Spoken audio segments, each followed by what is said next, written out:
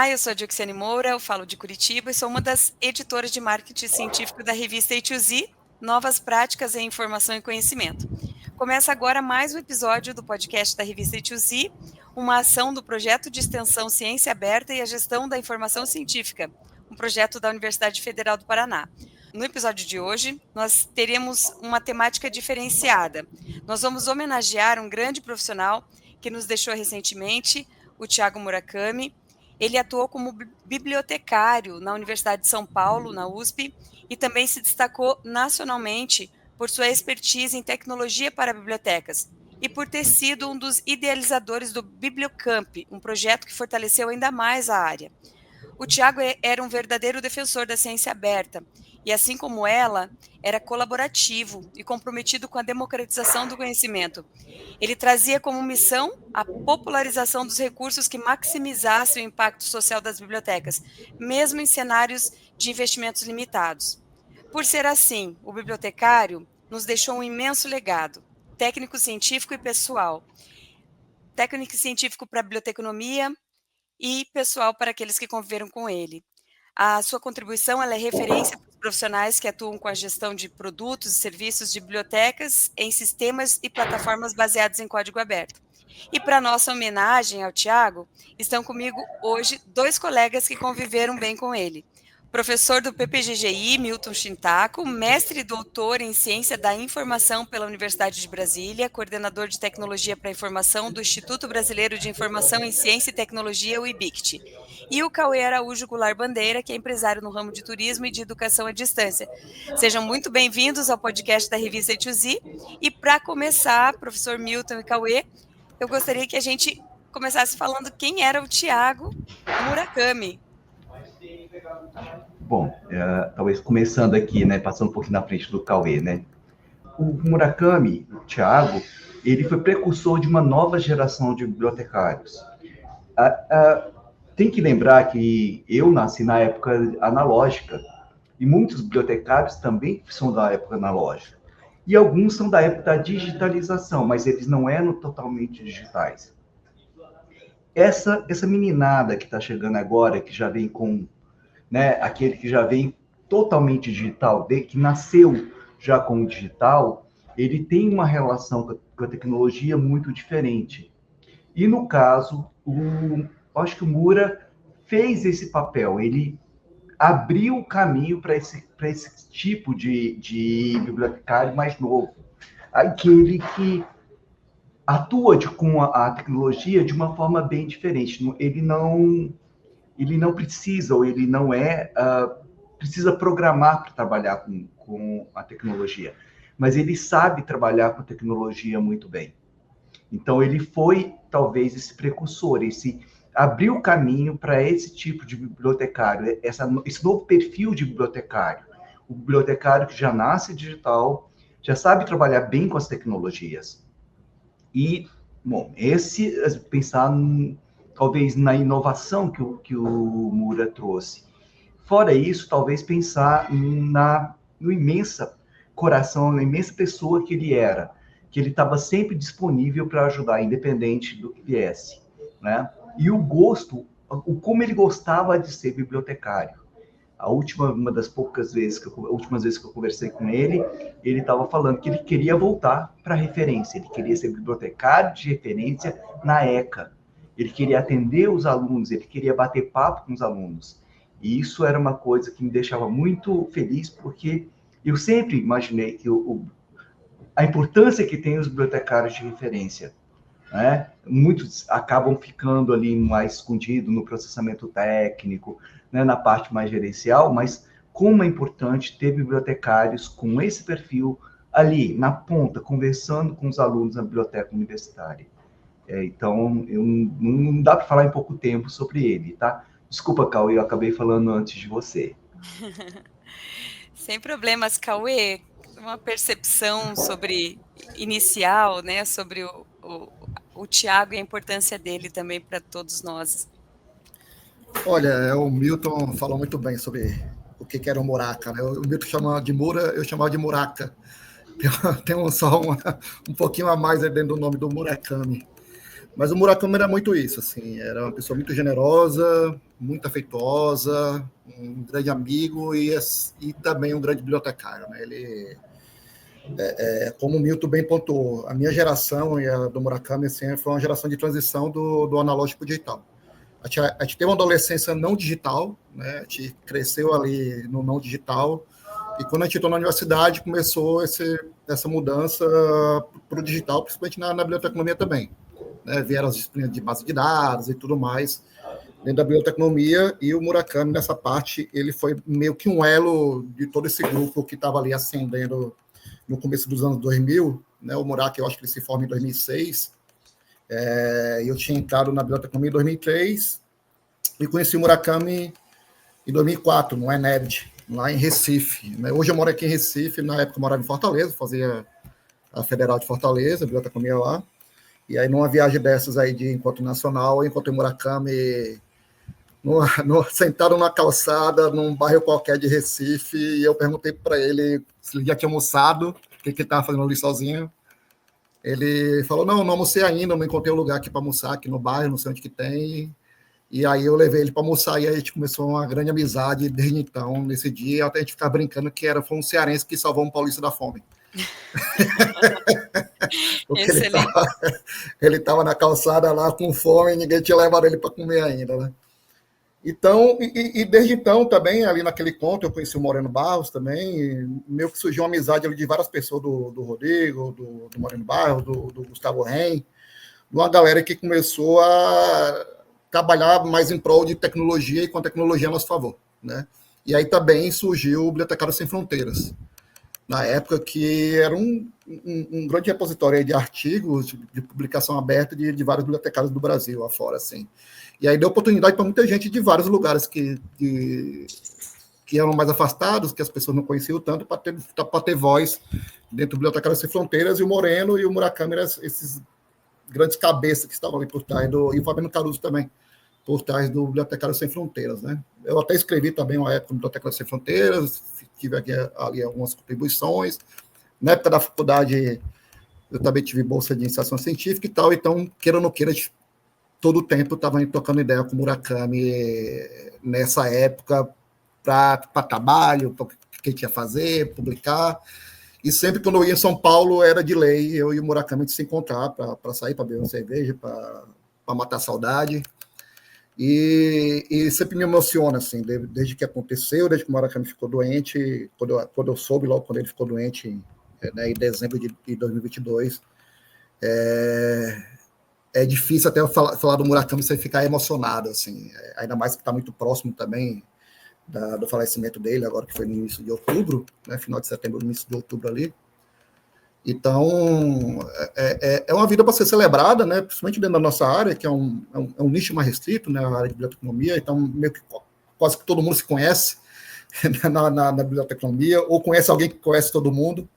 E o Murakami era essa grande referência na área de tecnologia na biblioteconomia, né, de repositórios digitais, tudo na área que envolvia tecnologia e biblioteconomia. Ele e o Moreno eram essas duas pessoas, o Murakami até mais, né, porque o Murakami, digamos assim, era da parte mais técnica da área de tecnologia, então ele desenrolava e tudo que a gente precisava, quando alguém precisava de alguma indicação, a gente indicava para o Murakami. A gente até brincava que a gente passava mais trabalho para o Murakami do que ele tinha na USP, de tanto trabalho que a gente passava para ele fazer. E eu até hoje eu mantenho a Class Cursos, que é uma plataforma de ensino à distância voltada para bibliotecários, né, para a formação de bibliotecários, de capacitação profissional de bibliotecários, e o Murakami sempre contribuía comigo, gravava muita coisa para mim, só que ele falava que ele não conseguia organizar as ideias dele, tipo, organizadas para passar para outra pessoa. E foi aí até que ele começou a fazer um canal no YouTube para tentar organizar o conhecimento que ele tinha para passar para outras pessoas. E para mostrar quanto é que ele é generoso, ele começou a fazer isso mais avidamente assim, após o diagnóstico dele, né? E quando foi ficando mais grave, ele começou a fazer mais vídeos para deixar algum registro, para ajudar os bibliotecários que virão, né, após o falecimento dele.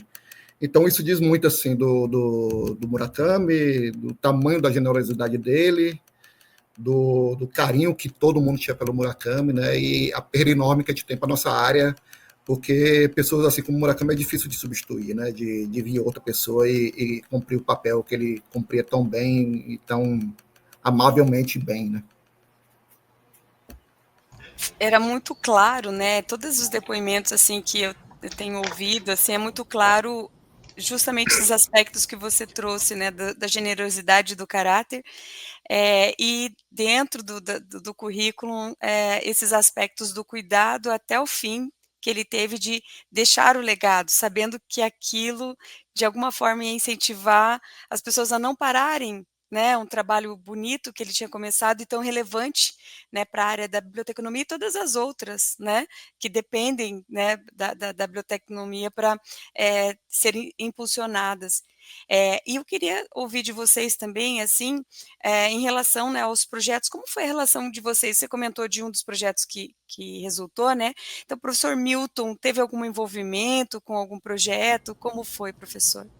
Bom, eu conheci o Mura quando ele trabalhava na USP, assim que ele entrou na USP, ele foi trabalhar com bibliotecas digitais, e eu trabalhava com isso no IBICT. Então, desde então, a gente tem trabalhado junto em vários projetos. Talvez um que eu tenha dado muito prazer foi trazer o Corra para o Brasil. Ele já tinha feito isso na Biblioteca de São Caetano, mas nunca tinha tido uma ideia de pensar numa coisa mais nacional. E eu trabalhando no IBICT, eu via que o IBICT estava se afastando muito das bibliotecas, as bibliotecas escolares, as comunitárias. Ele estava muito voltado para a biblioteca universitária e estava se afastando um pouquinho das outras bibliotecas. O IBICT, eu não sei se você sabe, mas ela já distribuiu o software de biblioteca durante uma época daqui. Mas isso, de certa forma, tinha ficado no passado. E aí, conversando com ele um dia, ele falou, Milton, tem um Corra, vamos investir no Corra.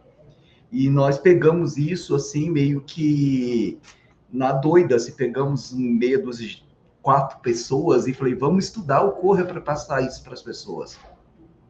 E isso resultou, por exemplo, no Guia do Corra, que foi um livro que foi o primeiro livro escrito em português sobre o Corra. Eu não sabia disso, porque eu já tinha mais de 10 anos que Portugal usava e eles nunca tinham escrito um livro, nunca tinha escrito nada, nada técnico. Então, lembro que quando teve o evento de 10 anos do Corra em Portugal, eles mostraram o livro e falaram, agora nós temos um guia em português. E eu fiquei mais feliz ainda porque estava escrito em português do Brasil.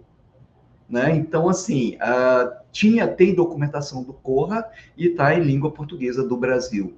Então, assim, nós temos, acho que desde 2005, por aí, acho que talvez um pouquinho antes, eu tenho trabalhado com o Mura em vários projetos, né? Sempre nesse processo, principalmente de migração de registros para sistemas de biblioteca. Então, porque quem troca de sistema de biblioteca sabe que o grande gargalo é nessa migração. Claro que ele ajudou em vários outros momentos, né? Em bancos de dados, em bancos de imagem, em vários que nós chegávamos e falávamos, Mura, vamos trabalhar, e o que eu mais gostava nele, talvez fosse aquilo que mais generosidade, era estar sempre disposto a enfrentar novos desafios. Então, todas as vezes que nós tínhamos algum desafio a cumprir, eu sabia que eu podia contar com o Mura, né? Ele, até o momento em que ele morreu, ele era meu bolsista num projeto com o IBRAM. Nós estamos montando o sistema de bibliotecas do IBRAM, o CIB-IBRAM, dos museus, e ele estava trabalhando conosco. E quando ele foi para a UTI, inclusive, uma das preocupações que ele teve em mandar mensagem foi, Milton, eu estou entrando na UTI, eu não vou conseguir cumprir o que a gente tinha montado. E eu falei, que preocupação é essa? Você está indo para a UTI, você está preocupado que não vai me entregar algum trabalho? Aquela hora era que eu menos estava preocupado, era se ele ia entregar ou não, né? Porque a última vez que eu vi o Murakami foi uma situação muito engraçada, porque quem conhece ele sabia que ele adorava donuts. E em São Paulo, incrivelmente, não tem Dunkin' Donuts, né? E aí, no aeroporto de Brasília, quando eu estava indo para São Paulo, eu parei no Dunkin' Donuts e mandei uma mensagem para ele. Você quer donuts? Vou levar para você. Comprei uma caixa de 12 donuts e levei para ele. Ele foi buscar eu estava na USP, ele mora do lado, e ele foi lá buscar. Então foi a última vez que eu encontrei com ele. E isso, assim, me deixa muito tranquilo, que é o seguinte, eu consegui fazer algo para ele que era algo que ele gostava. Então eu consegui, sabe? Porque realmente eu não estava, era algo tão legal assim, a gente saber que sempre eu tinha ele para poder me ajudar nos desafios. E a gente tem muitos desafios aqui no IBICT, eu tenho trabalhado muito com isso. Minha coordenação chama Coordenação para a Informação. Então, imagina os desafios todos que nós tínhamos. E ele era alguém que a gente sempre recorria toda vez que a gente tinha um pequeno, sabe, tinha um novo desafio, era, Mura, o que você acha disso? Né? E aí, ela sempre estava disposto a sempre ajudar. Ah, desculpa se eu me estendi um pouco. Não, professor, não se estendeu não, falou realmente, né, o que toda a representatividade, né, ser um visionário, né, o professor deixou muito claro, ele tinha também, né, essa qualidade visionária, comprometido, dedicado, a acreditar naquilo que era proposto, né, e se desafiar também, tenho certeza que ele se colocava também, né, em desafios também, profissionais, pessoais, para tentar entregar, e por isso que ele é esse cara que merece essa homenagem hoje aqui, né, nesse podcast. Fazendo já um encaminhamento para o final dessa homenagem pequena, mas muito representativa, ao Tiago, eu queria que vocês deixassem umas palavras finais de legado, né, em relação ao trabalho dele, em relação à própria pessoa dele, né, porque aspectos relevantes da personalidade dele, que hoje a gente também sente falta nos ambientes que nós circulamos, né. Então, queria que vocês comentassem um pouquinho sobre isso para a gente se encaminhar aí para o nosso encerramento da nossa homenagem. Olha, o Milton aqui botou vários pontos onde o Murakami trabalhou, e é meio difícil você ter algo que aconteceu na biblioteconomia de novidade nos últimos 20 anos, quase 20 anos, que não tem o dedo do Murakami de alguma forma, né? Ou intensamente mesmo, ou de alguma forma, de ele colaborando com qualquer novidade que apareceu nos últimos 20 anos. O Corra mesmo é o que eu enchi o saco do Murakami. Ele fazia um curso sobre Corra para mim, né, na classe curso, vocês não têm noção, e ele gravava e mandava para mim, aí falava assim, não tá bom, eu não vou gravar de novo, e ele se enrolava, ele falou assim, olha, vou dar uma palestra sobre Corra, não sei o que, tá, vou gravar e vou te mandar. Só que sempre ficava nessa enrolação, e aí trabalhar com a classe curso a gente nunca conseguiu fazer, mas a gente sempre estava conversando sobre isso. E nesses anos nesse ano fez 20 anos que a gente tinha se tornado amigo, em julho desse ano, né, fez 20 anos, e a gente sempre estava em contato, sempre estava conversando, e a gente falava assim que a gente ia se encontrar nesse ano para falar mal do câncer, que a gente ia sentar para tomar uma cerveja e falar mal dessa doença, né? E eu já estava com viagem marcada agora para final de outubro, falou, Murakami, estou indo agora final de outubro, e a gente vai se ver para matar essa saudade, que desde 2022, um pouco antes de quando ele descobriu a doença, a gente tinha se encontrado em 2022, em São Paulo. Antes ele tinha vindo aqui também em Recife, tinha ficado aqui em casa, a gente já se encontrou várias vezes aí no meio do mundo também, né? Sempre que tinha oportunidade, a gente se esbarrava, marcava para se encontrar. E aí, um pouco tempo antes, uns 20 dias antes, ele veio falecer, antes de eu viajar e me encontrar com ele, e é meu que isso eu estou carregando comigo. Toda vez que eu lembro do Murakami, eu fico como se tivesse faltado uma última conversa, um último bate-papo, porque sempre tinha muita coisa para conversar. Né? E o Murakami é isso, desse defensor da informação aberta, da informação livre, né? Um militante da informação aberta no Brasil e no mundo até, porque muita gente fora também conhece ele, conhece os artigos dele. E eu acho que para quem é novo agora, está entrando na biblioteconomia, quem entrou agora nos últimos 10 anos, tem muita coisa produzida por ele. O Bibliotecários Sem Fronteiras, eu acho que até hoje é muito atual, né, na biblioteconomia, tem muita coisa lá que se você for buscar até a Bibliotecários Sem Fronteiras, tem um repositório lá, porque eu acho que o Moreno deixou um repositório aberto do Bibliotecários Sem Fronteiras, junto com o Murakami lá. Tem uns vídeos dele do canal, é só procurar Thiago Murakami sem um H no YouTube. Tem muita coisa, ele ensinando, principalmente sobre The Space no YouTube. Então, ele deixa um legado. Eu acho que também vale a pena, quem quiser saber um pouco do que era o Murakami, tem um Jornal do Campus, que ele deu uma entrevista no Jornal do Campus. Se procurar Tiago Murakami, o Jornal do Campus tem uma entrevista dele poucos meses atrás, né, que ele falava da relação dele da doença e do trabalho e do legado que ele queria deixar.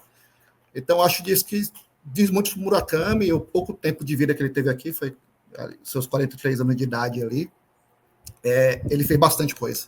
Né? Tem gente que passa 80, 90 anos, não fez metade do que o Murakami fez de contribuição para a gente, para outras pessoas, para a vida de outras pessoas, e eu acho que a vida de todo mundo é marcada profundamente, de uma forma muito positiva, pela vida do Murakami que ele teve aqui.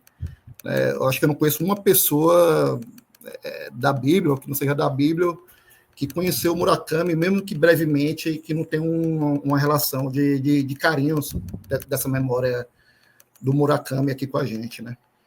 Então, eu acho que é isso, assim, tudo que pudesse ser celebrado da vida do Murakami é ainda muito pouco para celebrar, mas ele deixou um legado muito grande. O trabalho do Milton está aí falando sobre isso, sobre esse legado do Murakami. Você tem um manual do Corra em português e está lá o Murakami nesse trabalho, né? Então, é um trabalho que vai perdurar por muitos anos ainda.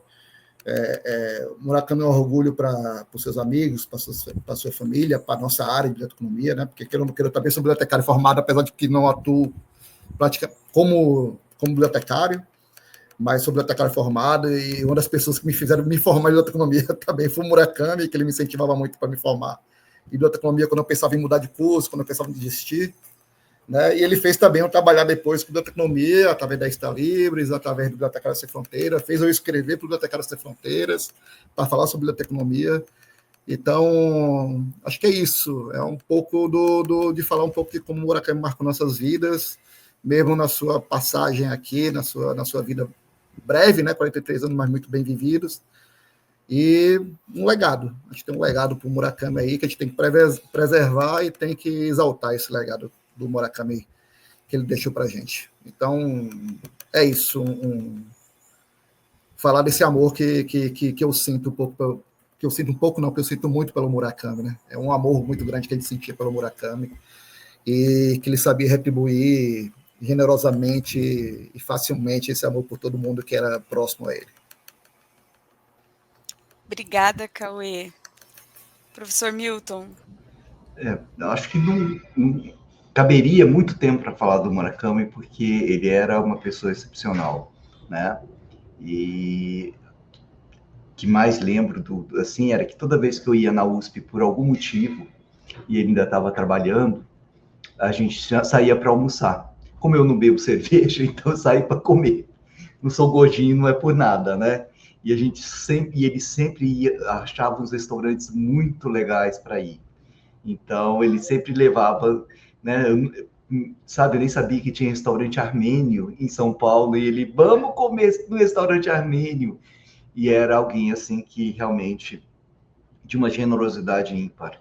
Então, assim, deixou, né, muita falta, e vai ficar realmente um buraco que vai ser difícil a gente conseguir. Não vou falar tampar, porque não é isso, ele vai ficar lá para sempre, né? Mas a gente só tem uma coisa, porque a gente sabe que o trabalho dele está aí e vai ficar para sempre, né? Ele tem um legado que está aí e ninguém vai conseguir, né, ocultar, né? Talvez uma das coisas que eu brincava com ele pra caramba, né, que era dele nunca ter conseguido terminar o mestrado dele.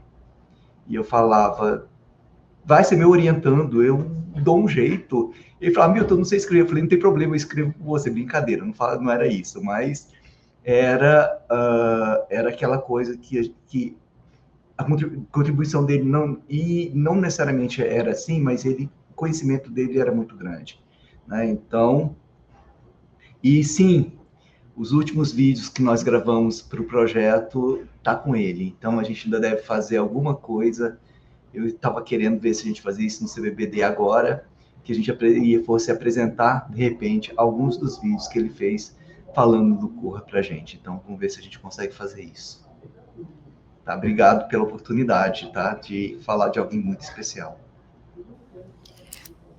Nós que agradecemos, né, professor Milton, Cauê, também de estarem aqui conosco, né, reservarem um pouquinho da sua agenda para estar aqui, e dizer que aqui está uma homenagem que vai ficar por um bom tempo aí para ele. Então, Cauê, Milton, esse amor, né, está aí ampliado agora com essa digitalização que vivemos hoje, né, com esse ambiente em que nos possibilita eternizar pessoas, memórias, né.